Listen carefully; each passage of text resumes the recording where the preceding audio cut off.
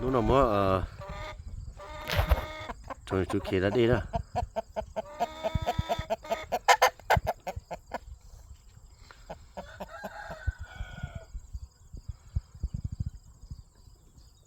Cái lầu thì cái sông nó và đã đi ý lửa lửa xưa. Anh nói chỉ nhau rõ nó khung nó xưa nè. Chỉ cho xin chào lại.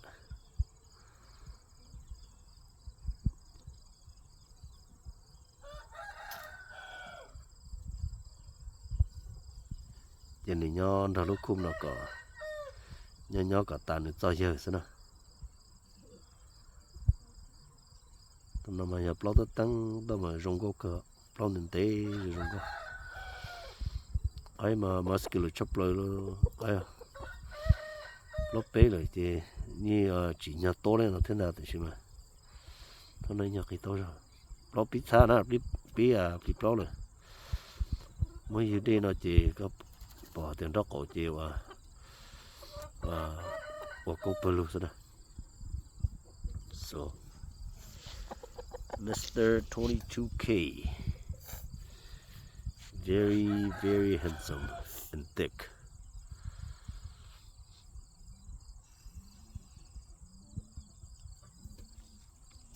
Ôi tê xe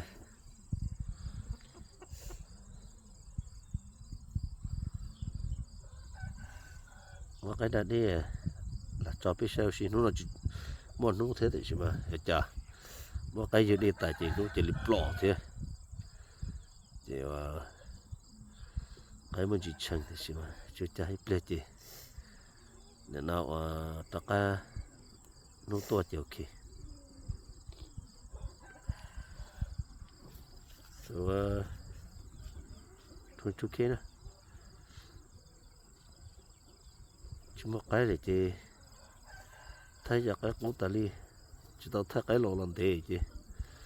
thấy ta thấy đó nữa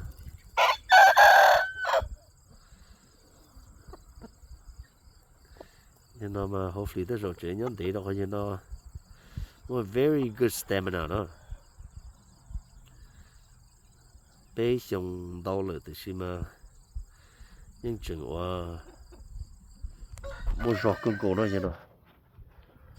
cái mua rồi rong rau xưa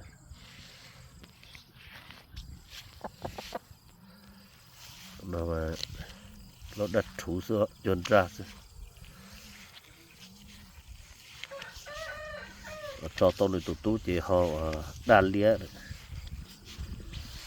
xong rồi from the side thay chè mình nhớ một thứ to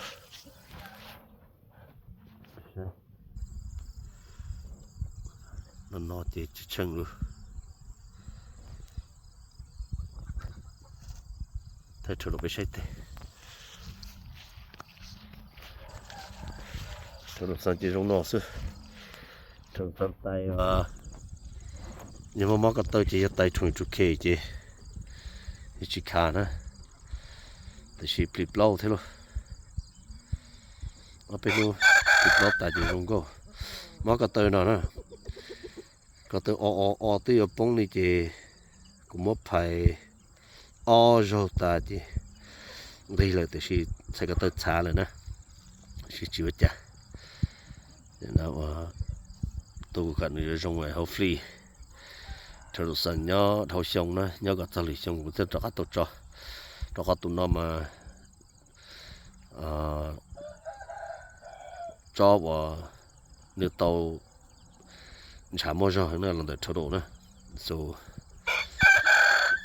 cho trộn một đu là như tự cho đun chia hoặc cho trộn một đa là tự cho đun chia xí nữa so họ cho đồ lại nó mua ra một trâu sa và chấm vào cái đu thổi im mà nên đu lia được đông sơ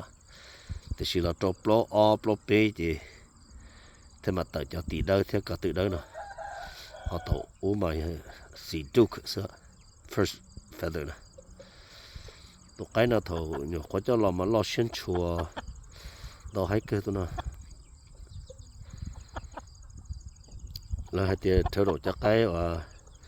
chỉ hay là thì chỉ tụi nó yêu được thở độ là cái cho lần đầu nó óc cái để cho một lai là ít cái thì phải đi chỉ tới thì ít số rồi thì chỉ mà hay cho cái là chỉ châu số số con game số con game số chỉ có在这呢我cái gì tụi nó chỉ quý cho là mình nhỏ nó to xong nó xong bê rồi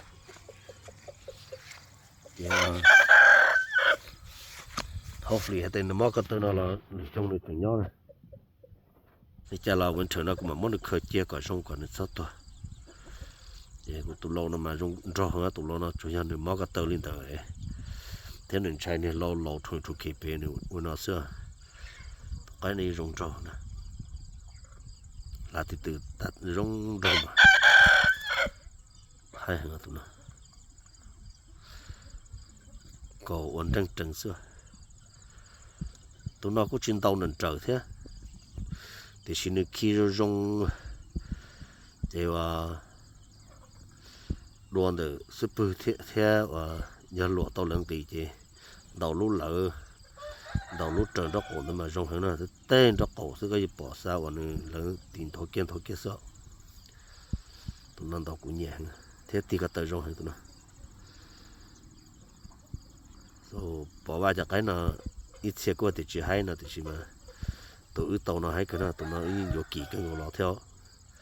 tụi nó chỉ bọn tàu rồi mà đi vô lò vô thầu à cái tiền mua li cho li nữa tụi nó như bọn tàu ta mà đi vô lò thì cho lần tàu là như trữ xét xã cho tôi chấm nhủ như trữ xét xã thế thì nó muốn gửi anh đặt cái lồng nó đây đã đi là thay bê sao xí nó cái chơi cho cái chỉ dùng rồi đó để là thay bê sao nè